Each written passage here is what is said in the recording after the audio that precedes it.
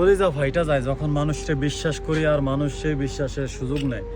এই যে দেখেন এই গাড়িটা একদম ফ্রেশ গাড়ি, ধুয়ে আনছে গাড়িটা। যে কাস্টমার নিছে ওই কাস্টমার গাড়িটার একদম ধুয়ে আনছে। আর একটু কাছ থেকে দেখাই, দেখেন গাড়িটা একদম ধোয়া ফ্রেশ। তো উনি বলছে ওনার দাড়িটারি আছে, সব কিছুই আছে।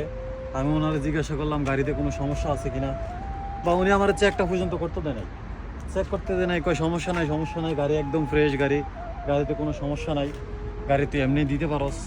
তা আমি কি করলাম, আরে বিশ্বাস করলাম। বিশ্বাস করার পরে আমি শুধু কিলোমিটারটা পাঠাইতেছিলাম। পরে হঠাৎ করে আমার মনে হয় যে না একটু চেক দিই। চেক করার পরে দেখাইতেছি এই যে এইখানে একটা স্ক্র্যাচ করে নিয়েছে, অ্যাক্সিডেন্ট করে নিয়েছে। তা আমি তো ওনারে বিশ্বাস করছি।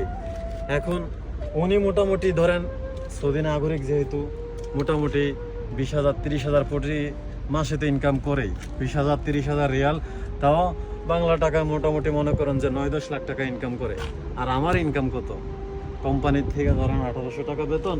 এই 1800 টাকা বেতনের থেকে যদি এইটার জন্য জরিমানা ওনার কাছে রাখছে 350 রিয়াল এটার জন্য, তো ওই আমার 1800 টাকার থেকে 350 কাটলে কত হয়, 1450 টাকা।